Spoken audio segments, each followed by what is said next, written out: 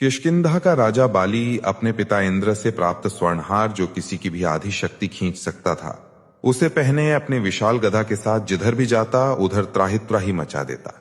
यहां तक कि रावण तथा अन्य राक्षस भी बाली के नाम से ही थर थर कांपने लगते। इस पर बाली को लग रहा था वो अजय है, वो संसार में किसी को भी हरा सकता है। और इसी अहंकार में उसने महाबली हनुमान जी को युद्ध के लिए ललकारा और उनकी आधी शक्ति अपने अंदर खींचना शुरू कर दिया।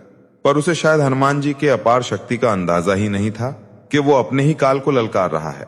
दरअसल बाली, जो इंद्रपुत्र होने के कारण अपार शक्तियों का स्वामी था, उसका सबसे ताकतवर अस्त्र था उसके गले का वो स्वर्णहार, जो उसे अपने पिता इंद्र से प्राप्त हुआ था। वहीं हनुमान जी ऋषि के श्राप के कारण अपने शक्तियों को भूले सुग्रीव के मंत्री के रूप में कार्यरत थे। हनुमान जी अपना ज्यादा समय पहाड़ की कंदराओं में राम नाम जप करते हुए बिता रहे थे और बाली भी किष्किंधा की प्रजा का उत्तम प्रकार से देखभाल करते हुए शासन कर रहा था। पर इसी बीच राक्षस राज रावण ने कुछ ऐसा किया कि बाली एक अच्छे शासक से अहंकारी वानर बन के रह गया। असल में जब लंकापति रावण तीनों लोकों के देवी देवताओं को जीतने के बाद भी अशांत था, क्योंकि उसे पता था कि उसका वध वानर और मनुष्य के हाथों अभी भी संभव है।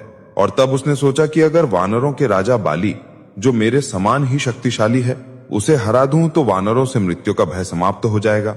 और तब रावण अपने पुष्पक विमान से समुद्र तट पर संध्या वंदन कर रहे बाली के समक्ष पहुंचकर युद्ध के लिए ललकारने लगा।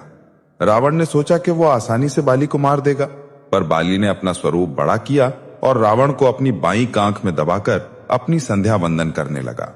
पर संध्या वंदन के बाद भी बाली ने रावण को आजाद नहीं किया। लगभग 6 महीने तक बाली ने रावण को अपनी कांख में दबाए हुए ही अपना जीवन व्यतीत करने लगा। बाली के उछल कूद में पैरों से टकराते, पहाड़ों से रगड़ खाते पूरे 6 महीने तक बाली ने रावण को इसी तरह अपनी बगल में दबाकर घुमाया। और जब रावण ने इस पीड़ा को सहन नहीं कर पाया तो वो बाली के समक्ष गिड़गिड़ाते हुए क्षमा मांगने लगा। इस पर बाली ने दया करके रावण को मुक्त कर दिया और चालाक रावण ने बाली को अपना मित्र बना लिया। अब रावण जैसे महाबली को हराने के बाद बाली का अहंकार चरम पर था और वो हर जगह कहता फिरता, इस संसार में ऐसा कोई नहीं जो मुझे परास्त कर सके। मैं सर्वशक्तिमान हूं, मैंने रावण को भी हराया है। उसकी अहंकार पूर्ण गर्जना जब बर्दाश्त से बाहर हो गई तो जामवंती से रहा नहीं गया और उन्होंने क्रोध में बोला, हे वानर राज, आप अहंकार वश खुद को सबसे शक्तिशाली बता रहे हैं, पर असल में आपकी शक्ति हनुमान के सामने कुछ भी नहीं। इस पर ठहाके मारकर हंसता हुआ बाली बोला, कौन वो हनुमान? उसके पास शक्ति भी है? जानकर आश्चर्य हुआ। वो तो हमेशा गुफाओं में मुंह छुपाए राम राम कहता रहता है, उससे मेरी क्या तुलना। पर जामवंत, तुम कह रहे हो तो मैं उसकी भी जीवन लीला समाप्त कर ही देता हूं। फिर क्रोध और अहंकार से गरजता हुआ बाली हनुमान जी को ढूंढते हुए उस वन में पहुंचा जहां हनुमान जी तपस्या कर रहे थे। वो अपने विशाल गदा से पर्वतों पर प्रहार करता हुआ, वृक्षों को तिनके की भांति उखाड़कर फेंकता हुआ और सिंह की भांति गर्जना करते हुए हनुमान जी को ललकार कर कह रहा था, कहां है वो हनुमान? कहां छुपा है वो तपस्वी? आज मैं उसकी जीवन लीला समाप्त करके ही किष्किंधा होटूंगा। इधर शांत वन में, जहां केवल पक्षियों का कलरव और झरनों का संगीत था, पवन पुत्र हनुमान एक शिला पर बैठे राम राम कहते हुए ध्यान में लीन थे। तभी बाली का अहंकार भरा कोलाहल उस शांत वातावरण में विष घोलने लगा। वो गरज गरज कर कहता है, कोई है जो मुझसे युद्ध कर सके, कोई है जो बाली को परास्त कर सके। हनुमान जी ने पहले तो उसे अनदेखा करने का प्रयास किया, क्योंकि उनकी तपस्या में विघ्न पड़ रहा था। परंतु जब बाली उनके समक्ष आकर उन्हें युद्ध के लिए ललकारने लगा तो हनुमान जी ने अपनी आंखें खोली और अत्यंत विनम्रता से कहा, हे किष्किंधा नरेश, हे देवराज इंद्र के पुत्र, आप निस्संदेह इस संसार के सबसे शक्तिशाली योद्धाओं में से एक हैं। आपको कोई नहीं हरा सकता, परंतु इन निर्दोष वृक्षों पर अपनी शक्ति का प्रदर्शन क्यों कर रहे हैं? इस पर बाली ने अत्यंत अपमानजनक शब्दों में अट्टहास करते हुए कहा, चुप हो जा वानर, मुझसे ज्ञान मत दो, मुझसे युद्ध करो या मरने के लिए तैयार हो जाओ। ये सुनते ही हनुमान जी का शांत और सौम्य मुखमंडल प्रलयनकारी तेज से धक उठा। उन्होंने अपनी गदा उठाई और बाली के युद्ध की चुनौती स्वीकार कर ली। ये कोई साधारण युद्ध नहीं होने वाला था, ये था 2 महाशक्तियों का टकराव। एक ओर दिव्य वरदान से युक्त बाली, तो दूसरी ओर स्वयं रुद्र के अवतार पवन पुत्र हनुमान। जैसे ही युद्ध का दिन निश्चित हुआ, तीनों लोकों में हाहाकार मच गया। और जैसे ही हनुमान जी युद्ध के लिए निकलने को हुए तो स्वयं परमपिता ब्रह्मा उनके समक्ष प्रकट हो गए। उन्होंने हनुमान जी को समझाने का प्रयास किया कि वे बाली से युद्ध न करें, पर हनुमान जी ने कहा, मैंने बाली के युद्ध की ललकार को स्वीकार किया है और अब युद्ध ना करना कायरता होगी। तब ब्रह्मा जी ने एक अद्भुत सुझाव दिया। उन्होंने कहा, ठीक है हनुमान, तुम युद्ध के लिए जाओ, परंतु अपनी केवल 10वें हिस्से की शक्ति का ही प्रयोग करना। अपनी बाकी की शक्ति अपने आराध्य के चरणों में समर्पित कर दो। युद्ध के बाद तुम वो शक्ति पुनः प्राप्त कर सकते हो, क्योंकि अगर तुम पूर्ण शक्ति के साथ बाली से युद्ध करने गए तो तुम्हारा शरीर उसके विकराल रूप के तेज से ही जलकर भस्म हो जाएगा और इससे श्री राम की भविष्य में होने वाली लीला में विघ्न पड़ जाएगा। ये सुन हनुमान जी ने परमपिता ब्रह्मा की आज्ञा का पालन करते हुए अपनी अपार शक्ति का केवल 10वां अंश ही अपने पास रखा और शेष शक्ति को प्रभु श्री राम के चरणों में समर्पित कर दिया।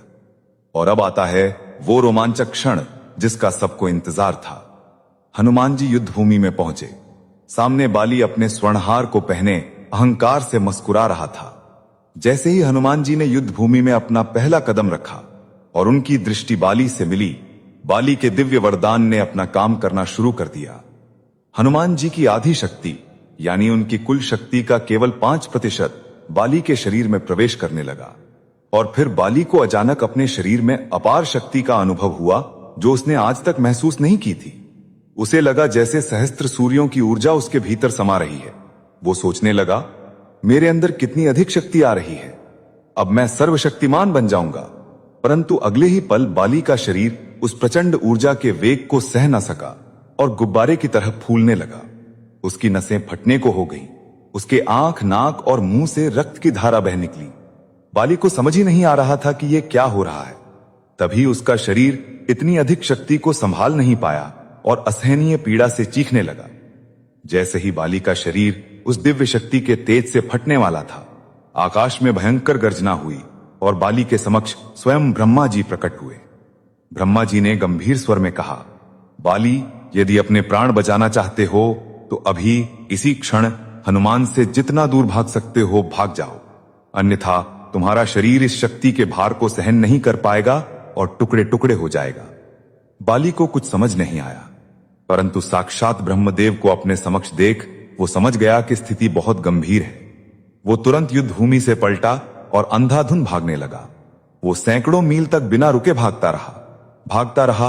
अंत में जब वो बहुत दूर निकल गया, तब जाकर उसके शरीर को कुछ राहत मिली और वो थक कर धरती पर गिर पड़ा और बेहोश हो गया।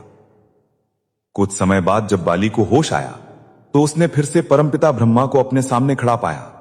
ब्रह्मा जी ने उसे समझाया, हे बाली, तुम स्वयं को संसार में सबसे शक्तिशाली समझते हो, परंतु तुम्हारा शरीर हनुमान की शक्ति का एक छोटा सा अंश भी संभाल नहीं पाया।